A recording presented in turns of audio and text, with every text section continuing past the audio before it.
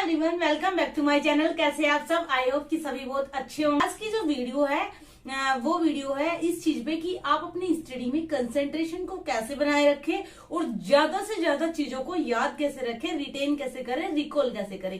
तो चलिए बिना कुछ भी टाइम वेस्ट किए स्टार्ट करते हैं।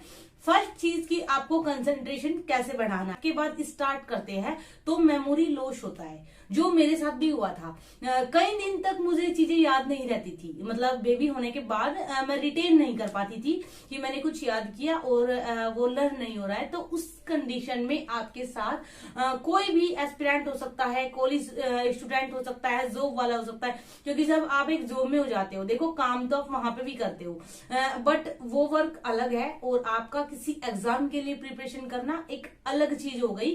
तो दोनों में डिफरेंस हो जाता है। जैसे कि जॉब के बाद आप प्रिपरेशन करते हैं तो थोड़ा सा दिक्कत होने लगती है, उन्हीं चीजों पे बात करेंगे। कंसंट्रेशन के लिए सबसे पहली जो चीज जो आपको करनी चाहिए वो है मेडिटेशन। ये एक ऐसी थेरेपी है जिसको मैं बोलूंगी कि आप एक कंसंट्रेशन, एक बैलेंस लाइफ, एक पंक्चुअल, आप हर चीज के क्योंकि आप जब मेडिटेशन करते हैं, जब मेडिट करते हैं अपने आप को, तो वो एक बॉडी में वो एनर्जी डेवलप होती है कि उसके बाद फिर आपका हर चीज में फोकस, क्योंकि मैं मानती हूं कि यूपीएससी एग्जाम का दूसरा नाम ही है फोकस। आपको हर चीज में फोकस रखना है। आप अपने एग्जाम हॉल तक में गलतियां करते हो कि आपको सही नहीं है के बीच का नहीं दिखाई दिया, आपने सही है पे टिक कर दिया और जब गोला भर दिया तो बाद में देखने का कोई फायदा ही नहीं है। तो आपका कंसंट्रेशन लेवल बहुत हाई होना चाहिए और उसके लिए सबसे बेस्ट थिंग तो है मेडिटेशन। सेकंड, आप मेडिटेशन नहीं कर सकते, आप नॉर्मल एक्सरसाइज भी कर सकते हो, जैसे पुशअप वगैरह वाली कर लीजिए या फिर साइकिलिंग कर लीजिए, थोड़ी सी रनिंग कर लीजिए, और कुछ नहीं तो आप एटलीस्ट वॉकिंग तो कर ही सकते हैं। ओके, उसके बाद थर्ड चीज जो आती है, आपकी जो बॉडी है वो इस तरह से जनरेट होती है। देखो मैंने एमएससी की है, बीएससी की है, तो थोड़ा सा बायोलॉजिकल भी नॉलेज है। तो आपकी जो बॉडी है उसमें वाटर एफिशिएंसी एक अच्छी मात्रा में होनी चाहिए। मतलब आपके शरीर में, आपकी बॉडी में अगर विटामिन की और पानी की कमी है तो आपको नींद आने लगेगी, पढ़ते टाइम आपको मन नहीं लगेगा, थकावट फील होगी। तो उस चीज से भी आपकी स्टडी डिस्ट्रॉय होती है, आप कंसंट्रेशन नहीं बना पाते हैं। आप गौर से देखिए, अगर आपको नींद आ रही है शाम के 5 बजे और आप नहीं सोए तो आप नहीं पढ़ पाएंगे, आप रात को भी नहीं पढ़ पाएंगे। बट अगर आप 2 आवर्स की नींद ले लेते हैं तो आप अच्छे से स्टडी कर पाते हैं। कभी कभी अगर, वैसे तो मेरे साथ ये जनरल प्रॉब्लम नहीं होती, बट अगर कभी मुझे नींद आ रही है तो मैं सो जाती हूँ। कुछ लोग मुझसे पूछते हैं आप किस टाइम सोते हैं? देखो, I am not a robot, है ना। तो जब नींद आए तब सो जाओ। अब तीसरी जो चीज आती है, don't clutter your study place. जैसे होता है ना कि स्टडी टेबल पे कुछ भी बिखरा पड़ा है, अभी आप लोगों को भी लग रहा होगा दीदी का खुद का बिखरा पड़ा है, बट यकीन मानिए सब नोट्स बच्चों को देने होते हैं, टारगेट वगैरह देख के इसलिए लगा हुआ है कि आपको स्टडी टेबल जैसे होता है ना दिखाने के लिए, आजकल ब्लॉगिंग वगैरह में क्लटर्ड होता है, ऐसे आपको बिल्कुल भी नहीं करना है। जितना आपको पढ़ना है, अगर आपको पॉलिटी पढ़नी है तो आप एम लक्ष्मीकांत की बुक ले लीजिए, अपने नोट्स ले लीजिए, अपनी पेन, कॉपी, हाइलाइटर और लेके अपनी स्टडी टेबल पे शांति से स्टडी कीजिए।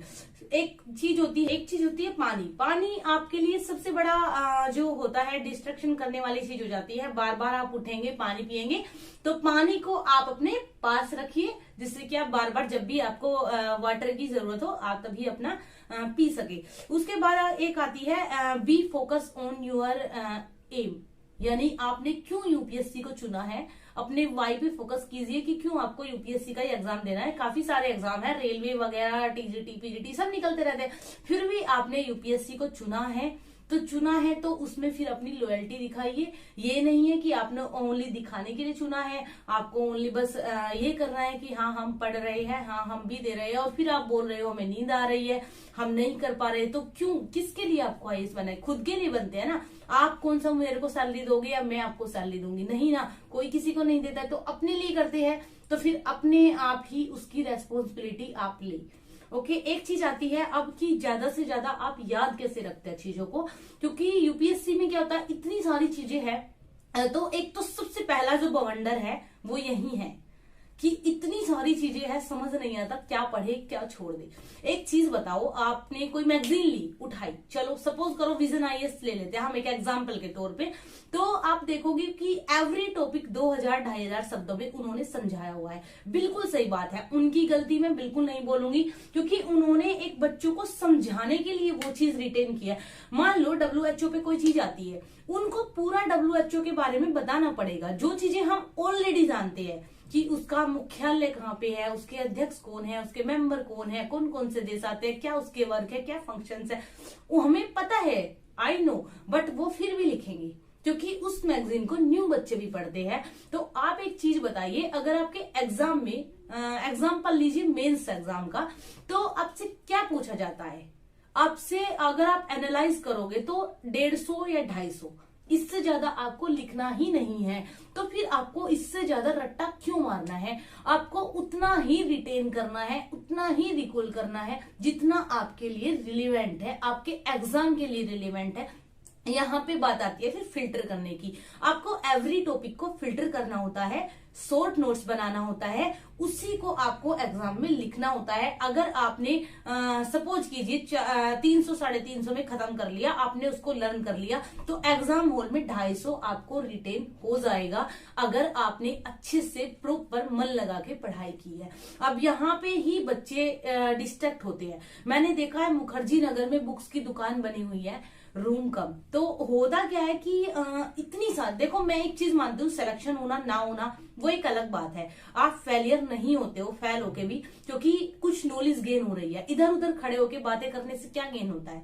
वहां वो लोग फेलियर है जो कुछ स्टार्ट ही नहीं करते, जो एटलीस्ट ट्राई कर रहे हैं, वो कभी फेलियर नहीं होते, भले ही नो के नो अटेम्प्ट में कोई आईएएस ना बने, क्योंकि यूपीएससी की जर्नी एक ऐसी जर्नी है जिसमें आप हर फील्ड में हीरो हो जाते हो। तो जरूरी नहीं है कि आपका आईएएस में सिलेक्शन हो, मैं वो चीज आपको थोप के नहीं बोल रही, बट इस तरह प्रिपरेशन करो कि एटलीस्ट आप किसी और फील्ड में जाओ तो बेस्ट दे पाओ। यूपीएससी एक चीज बहुत अच्छे से सिखा देती है, मैनेजमेंट। आप चीजों को मैनेज करना सीख जाते हो, 10-12 सब्जेक्ट को एक साल में कवर कैसे करना है, एक स्ट्रेटजी बनाना, ये चीजें आपको यूपीएससी की जर्नी सिखाती है। मैं आपको अगर ईमानदारी से बताऊं, जब तक मैंने यूपीएससी की प्रिपरेशन नहीं की थी तो मुझे अपना घर भी अच्छे से मैनेज करना नहीं आता था, बट सब चीजें आज मैं मैनेज कर रही हूँ। अपना पढ़ाई, अपना वर्क, जो बच्चों के मेंटोरशिप ग्रुप चल रहे हैं, 5 ग्रुप चल रहे हैं, ऊपर से आंसर राइटिंग ग्रुप अलग से है, उसके बाद फिर मेरी खुद की स्टडी है, मेरा बेटा है, हर चीज को मैनेज करना वो यूपीएससी ही सिखाती है। तो ऐसा नहीं है कि आप इस जर्नी में अगर अपना टाइम देते हैं तो वो वेस्ट है, बिल्कुल भी नहीं है। भले ही आईएएस बने या ना बने, बट आप हर फील्ड में अच्छे खासे, कहीं पे 10 लोग बैठे हो वहां पे भी आप सबसे अलग नजर आते हो। तो यहाँ पे आपको जो ध्यान देना है, आपको उतना ही पढ़ना है जितना आपके एग्जाम के लिए रिलेवेंट है। ये या तो आप किसी टीचर से या किसी गाइडर या किसी मेंटोर, किसी से भी सीख सकते हो, या फिर मेरी वीडियोज ऐसे ही जाती रहेगी तो धीरे धीरे आपको चीजों का पता चलता जाएगा। आपको किसी भी चीज का रट्टा नहीं मारना है, चीजों को समझना है। अब यहाँ पे मैं आपको नहीं समझा सकती क्योंकि टीचिंग नहीं है, एक छोटी सी वीडियो फिर लंबी हो जाएगी, लेंदी हो जाती है, फिर बच्चे देखते नहीं है। यहाँ पे मैं एक चीज बताना चाहूंगी, मान लो आपने अंग्रेजों के बारे में, रेलवे व्यवस्था को पढ़ा, छोटा सा एक एग्जाम्पल लेते हैं, तो आपने उसको पढ़ा, आप उसको रट्टा मत मारो, आप समझो कि उन्होंने सबसे पहली ट्रेन मुंबई से ठाणे से वो ही क्यों चलाई थी, उसी की क्या जरूरत थी, इस चीज को आप समझो। उन्होंने हमारे यहाँ पे जो रेलवे के इतने ट्रैकिंग वगैरह बिछाए थे, इसमें किसका फायदा था? सीधी सी बात है, ओबियसली उनका खुद का फायदा था, वरना कौन भारत में इंफ्रास्ट्रक्चर पे अपना पैसा वेस्ट करने वाला था। तो इन चीजों को आपको समझना है, ये आपको रट्टा मारने से नहीं आएगी, और ना ही एग्जाम हॉल में ऐसे क्वेश्चन आते हैं कि आप रट्टा मार के उनको लिख पाए। चीजों को जितना समझोगे उतना रिटेन कर पाओगे। सेकेंड चीज, अंडरस्टैंड द लाइन। एक लाइन के बीच का मर्म, वो आपको क्या कहना चाहती है, आपको ये समझना है। और ये समझने के लिए आपको खुद के अपने अंदर एनालिटिकल पावर करनी होगी। जैसे कि कोई लाइन है, उस लाइन के बीच में ना लिख के भी कुछ शब्द लिखे होते हैं, तो समझना है कि वो लाइन क्या बोलना चाहती है। थर्ड चीज, विजुअल मेमोरी यानी माइंड मैप। आपके जो नोट्स है वो माइंड मैपिंग फॉर्म में जितने होंगे उतने आप जल्दी उनको याद कर पाएंगे। तो विजुअल मेमोरी कर सकते हो, जैसे चित्र से याद कर सकते हो, जैसे मैंने सारे स्टेट की लोकसभा राज्यसभा की सीटें चित्र से याद की है, तो ऐसे भी आप कर सकते हो। मैपिंग वगैरह, हमारे जो ग्रुप के बच्चे हैं उनको मैं मैपिंग वगैरह के नोट्स खुद दूंगी। उसके बाद आती है प्रैक्टिकल एक सॉल्यूशन, जो सबसे मैं बोलूंगी कि इसका कोई तोड़ ही नहीं है, इसको कोई बोल ही नहीं सकता कि ये फेक सॉल्यूशन है। वो है आपका मल्टीपल रिवीजन। आप कम से कम, अगर आप डेली नहीं कर सकते तो वीकली रिवीजन जरूर रखें, और मंथ के एंड में 3-4 दिन आप रिवीजन के रख लीजिए। उसके बाद जैसे ही 3-4 महीने होते हैं आपको पढ़ते हुए, आपका एक सेगमेंट कंप्लीट होने लगता है, तो फिर आप एक वीक रख लीजिए। जैसे कंप्लीट वीक में आपको रिवीजन ही करना है, बट जैसे आप अपनी प्रिपरेशन को स्टार्ट करते हैं तो वीकली रिवीजन जरूर रखें, क्योंकि जब तक आप रिवीजन नहीं करेंगे तब तक चीजें आपकी मेमोरी में सेट नहीं होगी, क्योंकि आप रोबोट नहीं हो। उसके बाद बात आती है यहाँ पे, इसका कोई शॉर्टकट नहीं है, आपको रिवीजन करना ही करना है। तो उसके बाद एक चीज आती है लर्न योर नोट्स। आप एक शॉर्ट नोट्स अपने रखिए। वैसे जो हमारे ग्रुप के बच्चे हैं उनके लिए वीडियो नहीं है, उनको मेरे नोट्स मिलेंगे, तो वो यहाँ पे कंफ्यूज ना हो, उनको नोट्स नहीं बनाने हैं, उनको मैं खुद बना के देती हूँ। बट जो यूट्यूब वाले बच्चे हैं, आपको शॉर्ट नोट्स अपने बनाने चाहिए, क्योंकि जब एग्जाम टाइम आता है, जैसे ही स्पेक्ट्रम, सपोज कीजिए एग्जाम में 1 महीना है, आप कितनी बार उसको रिवीजन कर सकते हैं? 1 बार, 2 बार, 3 बार, मतलब एग्जाम टाइम में। अभी तो कर लो, 10 बार भी कर लो, बट एग्जाम टाइम में आप उसको 2-3 बार ही रिवीजन कर सकते हो, क्योंकि टेस्ट सीरीज भी होती है, करंट अफेयर भी होती है, बाकी सब्जेक्ट भी होते हैं। तो आपको करना क्या है, एक उसका शॉर्ट नोट्स 15, 20, 30, 40 पेज में, या फिर ज्यादा से ज्यादा 70-80 पेज में खत्म कर लेना है, जिसको आप एग्जाम टाइम पे मल्टीपल रिवीजन कर सको। तो उसके बाद आपको क्या करना है, पेशेंस रखना है। स्टार्टिंग में कुछ भी नहीं होता है। कुछ बच्चों को लगता है कि हमने आज स्टार्ट किया है, हमने ज्योग्राफी का चैप्टर उठाया है, हम उसको लर्न कर लेंगे और अगले ही दिन हम उसमें रट्टे मार देंगे और सब कुछ सुना देंगे। तो ऐसा बिल्कुल भी नहीं होता है। याद कीजिए, जब अपने 10th के क्लास में स्टार्ट किया, तो क्या आपको साइन थीटा कोस थीटा पहले ही दिन पता था? क्या आपको पता था कि sine square plus cos square बराबर टेन स्क्वायर थीटा होता है? नहीं पता था ना। तो इन चीजों को आपको ये देखना है कि आपको वो चीजें जब आप मल्टीपल पूरे ईयर पढ़ते रहे, तब आपको वो रिटेन हुई। ये सेम चीज यहाँ पे भी है। फर्स्ट डे से आप अपने आप को ये मत समझो कि आप IAS बन गई। ओके, थोड़ा सा पेशेंस रखो। धीरे धीरे जब आप एक लेवल में जाओगे, रेफरेंस बुक, स्टैंडर्ड बुक, उसके बाद नोट्स, उसके बाद रिवीजन, तब आपको खुद ही लगेगा कि ठीक ठाक 60-70% अब मैं हो चुका हूं और अब मैं प्रीलिम्स एग्जाम आराम से दे सकता हूं। उसके बाद बात आता है वीकली रिवीजन। ये मैंने पहले भी बीच में बता दिया, weekly revision, monthly revision and now इससे अच्छा मुझे नहीं लगता कि इससे ज्यादा अच्छा फिर कोई कर सकता है, और जो कर सकता है उनके लिए भी अच्छी बात। और now thanks for watching, keep supporting, keep loving and bye. और प्लीज चैनल को लाइक कर दीजिए। And now bye.